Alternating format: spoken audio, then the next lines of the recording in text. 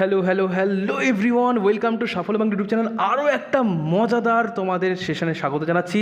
আজকের এই ভিডিওতে আমি আলোচনা করব শুধুমাত্র মহিলাদের জন্য এমন একটা চাকরির আপডেট যেখানে শুধুমাত্র এইচএস পাশে, দেখো লিখে দিয়েছি শুধুমাত্র এইচএস পাশে, বয়স হতে হবে 25 থেকে 40 বছরের মধ্যে, এবং শুধুমাত্র মহিলারা এখানে আবেদন করতে পারছে বিনামূল্যে আবেদন, অর্থাৎ কোনো টাকা পয়সা লাগবে না, ফ্রি অফ কস্ট তোমরা আবেদন করতে পারছো। ওকে, আবেদন কিন্তু শুরু হয়ে গেছে এবং তোমরা কিন্তু এটা অ্যাপ্লাই করতে পারো বিনামূল্যে। প্রত্যেকটা গ্রাম থেকে লোক নেওয়া হচ্ছে। তুমি তোমার নিজের যে জেলা, সেই জেলার নামটা কিন্তু অবশ্যই কমেন্ট করে জানাবে কোন জেলা থেকে ভিডিওটা দেখছো, তোমার বাড়ি কোথায় সেটা কমেন্ট করবে। ঝাড়গ্রাম হোক, আলিপুরদুয়ার হোক, অথবা মুর্শিদাবাদ হোক, মালদা হোক, নদিয়া হোক, কলকাতা, জলপাইগুড়ি, যেখান থেকে দেখছো ভিডিওটা প্রত্যেকে কমেন্ট করে জানাও যে তোমার জেলার নাম কি বা কোথা থেকে তুমি দেখছো ভিডিওটা।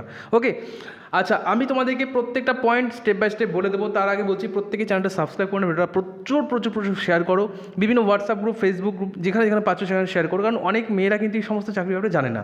হয়তো মনে হতে পারে স্যার এটা আবার হয় নাকি এরকম চাকরি, কিন্তু আমি ম্যাক্সিমাম এই চাকরিগুলো আপডেট দিই। দেখো অনেক দিন পর কিন্তু এরকম আপডেট দিলাম, কারণ সবসময় এরকম চাকরি আপডেট থাকে না। আমি হয়তো প্রতিদিন দিতে পারি একই রকম, কিন্তু যেটা জেনুইন সেটা সেইভাবে দিই। তার জন্য দেখবে আমি রেগুলার এখন ভিডিও দিতে পারছি না। ওকে, তো প্রত্যেকেই ভিডিওটা কিন্তু শেয়ার করে দেবে। দেখো ফার্স্টে যে বিষয়টা বলো সেটা হচ্ছে মাস্ট বি উমেন। আচ্ছা, চাকরিটা কোথায় বেরিয়েছে, কীভাবে অ্যাপ্লাই করবে, সম্পূর্ণ প্রসেসটাই বলবে একটা একটা করে। দেখো, তো মাস্ট বি উমেন অর্থাৎ তোমাকে মহিলা হতে হবে, পুরুষরা এখানে আবেদন করতে পারবে না, ঠিক? আচ্ছা, মিনিমাম কোয়ালিফিকেশন। আচ্ছা, আমাকে বলতে পারো যে স্যার পুরো নোটিফিকেশানটা দেখাবো, কিন্তু আগে প্রত্যেকটা পয়েন্ট বাই পয়েন্ট বুঝে নাও, তারপর আমি তোমাদেরকে অবশ্যই নোটিফিকেশানটা দেখাবো। ওকে, দেখো কি বলেছে, মিনিমাম এবং ম্যাক্সিমাম এজ।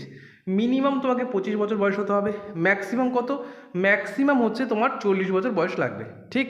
কারো যদি SC ST OBC থাকে সেক্ষেত্রে তারা কিন্তু একটা বয়সের ছাড় পাবে, তবে ম্যাক্সিমাম 40 বছর, মিনিমাম কিন্তু 25 বছর বয়স হতে হবে। তার থেকে কম অর্থাৎ 18 বছর, 20 বছর তারা কিন্তু অ্যাপ্লাই করতে পারবে না। ক্লিয়ার? নেক্সট দেখো কী বলছে, education qualification at least passed higher secondary education, যেটা আমি তোমাদেরকে আগেই বলেছি। হায়ার সেকেন্ডারি পাস হতে হবে, বয়স হতে 25 থেকে 40-এর মধ্যে, শুধুমাত্র মহিলা।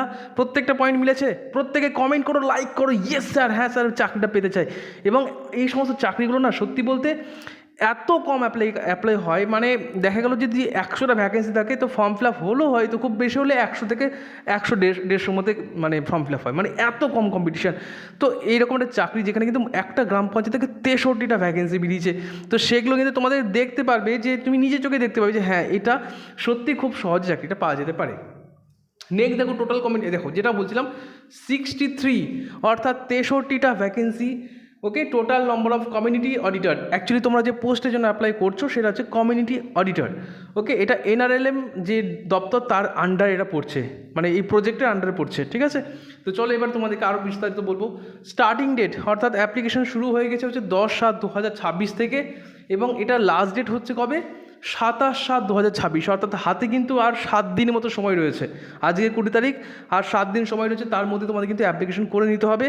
ওকে, তার জন্য বলছি প্রত্যেকে কিন্তু চ্যানেলটা সাবস্ক্রাইব করে নাও। আচ্ছা, ফর্মটা দেখো, এইটা হচ্ছে সেই ফর্ম। ওকে, দেখো তোমাদের এখানে কিচ্ছু করতে হবে না, এখানে অফিসিয়াল ইউজ অনলি। এইখানে একটা পাসপোর্ট সাইজ ছবি তোমাদেরকে আপলোড করতে হবে, মানে পেস্ট করতে হবে, ঠিক আছে? এটা কিন্তু অফলাইন ফর্ম, অনলাইন কিন্তু নয়। তোমাকে গিয়ে জমা দিতে হবে, অথবা পোস্টাল বা রেজিস্টার্ড পোস্টের মাধ্যমে তোমাকে এটা অ্যাপ্লাই করতে হবে। নেক্সট দেখো, name of the candidate in capital letter. এখানে তোমাকে তোমার নিজের নামটা ক্যাপিটাল লেটারে লিখতে হবে।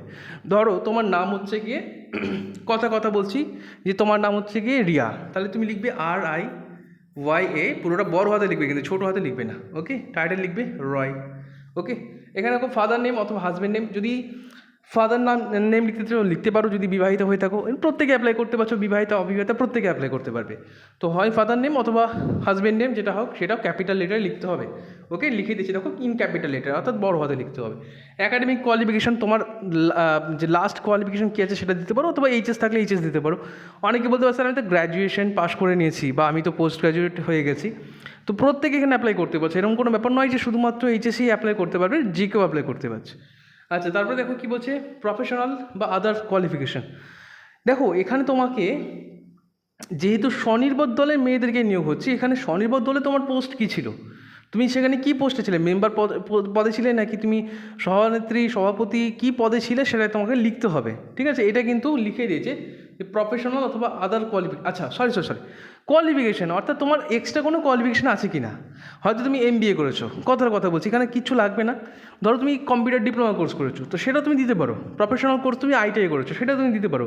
ডিপ্লোমা করেছো, তুমি যা করেছো সেটা দিতে পারো, না করে থাকলে কিছু লেখার দরকার নেই। তারপরে দেখো এক্সপিরিয়েন্স, এই জায়গাটা তোমাকে এক্সপিরিয়েন্সের জায়গায়, যেহেতু এখানে স্বনির্ভর দলের মিনিমাম 2 বছরের এক্সপিরিয়েন্স চেয়েছে, তুমি যদি যেখানে কাজ করেছো বা যেখানে তুমি কাজ করো সেই জায়গার তোমাকে এক্সপিরিয়েন্স দিতে হবে। ওকে, দেখো প্রেজেন্ট রেসিডেন্টাল অ্যাড্রেস, এখানে তোমাকে অ্যাড্রেসটা দিতে হবে, তোমার নিজের যে ঠিকানা আছে, অর্থাৎ গ্রাম, পোস্ট, পুলিশ স্টেশন, থানা, সম্পূর্ণ কিছুই, হ্যাঁ, মানে পিনকোড, ডিস্ট্রিক্ট সম্পূর্ণটা দেওয়ার পর পার্মানেন্ট অ্যাড্রেস যদি সেটাই হয়ে থাকে তাহলে সেটা একবার লিখে দেবো, বা লিখো না, লেখা অনেক জায়গায় অ্যালাউ করে না, তো যদি পুরোটাই লিখে দেবে অসুবিধা কিছু হবে না। নিজের গ্রাম পঞ্চায়েত যা যা আছে সম্পূর্ণ পরপর লিখে দেবে। এখানে মোবাইল নাম্বার, দেখো মোবাইল নাম্বারটা অবশ্যই কিন্তু ভ্যালিড হওয়া চাই। অর্থাৎ অনেকের সময় কি হয় যে হয়তো সে সিলেক্ট হয়েছে, তাকে ফোন করা হচ্ছে, বাট ফোনটা হচ্ছে গিয়ে নট রিচেবল, বা এমন হতে পারে সে হয়তো রিচার্জই করেনি, অনেক দিন আগেকার পুরনো সিম, তো সেই ক্ষেত্রে কিন্তু তুমি সিলেক্ট হওয়ার পরও তুমি জানতেই পারবে না। তো মোবাইল নাম্বার কিন্তু অবশ্যই অ্যাক্টিভ হওয়া চাই।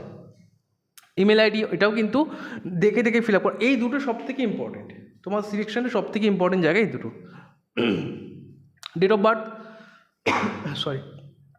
ডেট অফ বার্থে ফরম্যাট দিয়ে দিচ্ছে ডে, MM এবং হচ্ছে YYY, অর্থাৎ ধরো তোমার ডেট হচ্ছে 11/11/1997, সেটা তুমি লিখে দেবে। যেটা আছে সেটা তোমার যে ডেট অফ বার্থ আছে, জন্ম তারিখ, সেটা তুমি লিখে দেবে। এবার দেখো এইখানে একটা জিনিস চেয়েছে, সেটা হচ্ছে এজ অ্যাজ অন 1/1/2026। এখানে তোমাকে ক্যালকুলেট করতে হবে যে জানুয়ারি মাসের 1 তারিখ 2026 সালে তোমার জন্ম তারিখ অনুযায়ী কত দিন, কত মাস, কত বছর হচ্ছে, ঠিক আছে। এটা তোমাকে ক্যালকুলেট করতে হবে। তো পারলে গুগলে গিয়ে সার্চ করো এজ ক্যালকুলেটার, ওখান থেকে তোমাকে একদম ডেট অফ বার্থ চাইবে এবং কোন তারিখ অনুযায়ী চাইছো সেটা তোমাকে চাইবে, দিয়ে দিলেই তোমাকে কিন্তু দেখিয়ে দেবে যে কত বছর, কত দিন, কত মাস হচ্ছে, সব দেখিয়ে দেবে। এটা তোমাকে লিখতে হবে। এবার দেখো NRLM MIS কোড, এই যে NRLM MIS কোড, এটা কি আমি বলে দিচ্ছি। যারা যে বিভিন্ন স্বনির্ভর দলে অ্যাক্টিভ মেম্বার হিসেবে কাজ করছে, তাদের একটা কোড থাকে, ঠিক আছে। যদি পারো তো এটা নিজের যদি থাকে তো খুব ভালো, যদি না থাকে, যে আছে হেড তার কাছে চেয়ে নেবে, নিশ্চয়ই থাকবে, কেন থাকবে না। তো সেই কোডটা তোমাকে দিতে হবে। ওকে, এবং দেওয়ার পর এখানে দেখো, এখানে ডেট এবং প্লেস চেয়েছে এবং ফুল সিগনেচার। তো তুমি যে ডেটে ফর্ম ফিল আপ করছো সেই ডেটটা দিয়ে দেবে, প্লেস দিয়ে দেবে, এবং তোমাকে সিগনেচার করতে হবে, তোমার নিজের সিগনেচার। ওকে, সবগুলো করার পর তোমাকে এটা কিন্তু অ্যাটাচ করে দিতে হবে। এবং তার সাথে দেখো কী কী অ্যাটাচ করবে বলে দিচ্ছে। এপিক কার্ড, অর্থাৎ ভোটার কার্ড, আধার কার্ড, এজ প্রুফ হিসেবে বার্থ সার্টিফিকেট দিতে পারো, অথবা মাধ্যমিকে অ্যাডমিট কার্ড দিতে পারো, এবং একাডেমিক কোয়ালিফিকেশন যেমন মাধ্যমিক, উচ্চ মাধ্যমিক, এই সমস্ত মার্কশিট, সার্টিফিকেট সব দিয়ে দেবে। ওকে, আচ্ছা, যদি কম্পিউটার কোর্স করা থাকে তাহলে তার সার্টিফিকেট দেবে। এই হচ্ছে পুরো বিষয়।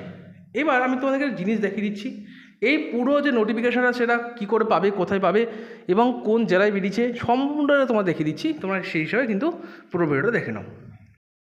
দেখো সম্পূর্ণ নোটিফিকেশন দেখতে পাচ্ছ, ডিস্ট্রিক্ট মিশন ম্যানেজমেন্টের সেলের তরফ থেকে বেরিয়েছে, পশ্চিম বর্ধমান, পূর্ব বর্ধমানের তরফ থেকে বেরিয়েছে।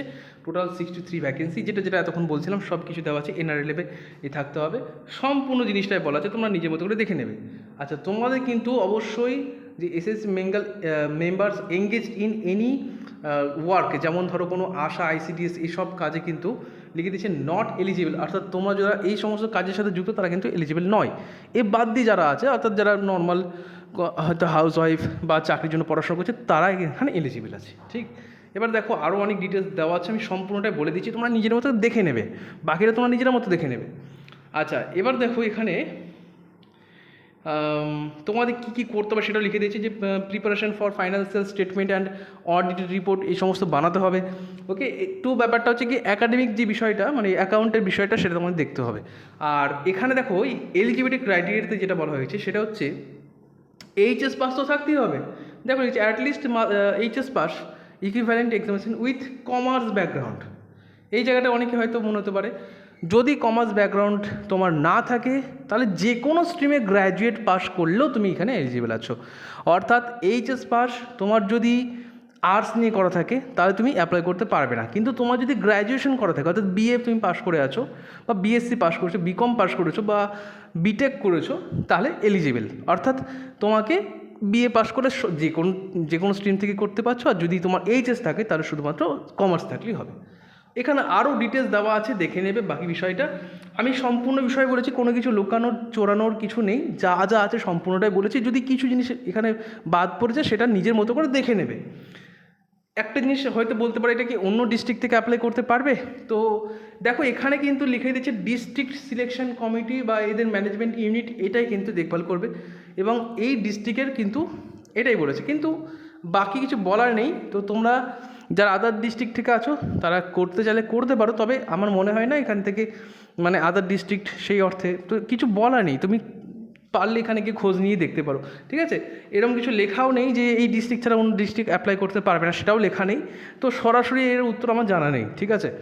আচ্ছা, এবার এই ফর্মটা জমা দেবে কোথায়? দেখো এই ফর্মটা জমা দেওয়ার যে অ্যাড্রেস সেটা হচ্ছে, দেখিয়ে দিচ্ছি তোমাদেরকে, এই ঠিক, আচ্ছা এই যে এই যে এই যে দেখো, available from office, physical applicant to available and DMMU DDRC Bardhaman, Purba Bardhaman, all block development office, এই সব জায়গাতে এই সমস্ত অ্যাপ্লিকেশন জমা থাকবে, মানে পাবে এই ফর্মটা। আর এছাড়াও যদি অনলাইন থেকে নিতে চাও, এটা হচ্ছে অ্যাড্রেস, অফিসিয়াল অ্যাড্রেস, এখান থেকে তোমরা ফর্মটা পেয়ে যাবে, ঠিক আছে? আর জমা দেওয়ার জায়গা যেটা, সেটা দেখো লেখা আছে যে অ্যাপ্লিকেশন কোথায় জমা দিতে হবে, যে আনন্দধারা প্রকল্প, দেখো লেখা আছে Anandadhara district mission management unit, district rural development. মানে এইটা তোমাদেরকে একটু নোট ডাউন করে নিতে হবে, কারণ এই যখন তুমি ফর্মটা জমা দেবে, যে এনভেলপের মধ্যে ভরে সেই এনভেলপে তোমাদের লিখতে হবে তারপর এখানে এই জিনিসটা লিখতে হবে, ঠিক আছে? মানে এইখানে তুমি পাঠাতে চাইছো, এবং তারপর তোমাকে এটা পোস্ট করে দিতে হবে বা তোমাকে সেটা গিয়ে জমা দিতে হবে। এই হচ্ছে পুরো প্রসেস। আমি কিন্তু কোনো কিছুই এখানে এমন না যে আমি বলিনি যে এই জিনিসটা নেই, অথচ আমি বলে দিয়েছি, এমন কিছু নেই, সব কিছু কিন্তু বলে দিলাম। তো তারপর তুমি তোমার নিজের সিদ্ধান্ত নিয়ে এখানে ফর্ম ফিল আপগুলো করতে পারো। তবে আমি এইটুকু বলতে পারি যে এইরকম ভ্যাকেন্সি যদি আসে তাহলে একদম হাতছাড়া করা উচিত নয়, কারণ একটা জায়গাতে যদি 63 ভ্যাকেন্সি বেরোয়, যথেষ্ট হিউজ সংখ্যা। আমি তো দেখেছি এমন এমন জায়গা আছে একটা ভ্যাকেন্সিতে মানে 1,000 ছেলেমেয়েরা ফর্ম ফিল আপ করে, সেখানেও কিন্তু খুব সহজে অনেকে চাকরিও পেয়ে যায়। আর সেখানে 63 ভ্যাকেন্সি, আমি মানলাম যে এখানে হয়তো এখানেও অ্যাপ্লাই হবে, হয়তো 500, 600, 2,000, 4,000 অ্যাপ্লাই হবে, আমি বাদ দিলাম সব কিছু। তুমি একটা জিনিস ভেবে দেখো, শুধুমাত্র মহিলারা এখানে বসবে, কতজন আছে যারা ভালোভাবে। আবার হ্যাঁ, এখানে একটা জিনিস বলা হয়নি যেটা, সেটা হ্যাঁ একটু বলে দিই, জিনিসটা পরীক্ষা হবে। এটা আরও ভালো জিনিস। আমি তো মনে করি যে ইন্টারভিউ দিতে গিয়ে অনেকে কিন্তু ঘাবড়ে যায় বা বলতে পারে না, বা নিজের যে প্রতিভা সেটা সে তো দেখাতে পারে না। এখানে কিন্তু পরীক্ষা হবে, অর্থাৎ পরীক্ষার মাধ্যমে স্বচ্ছ নিয়োগ।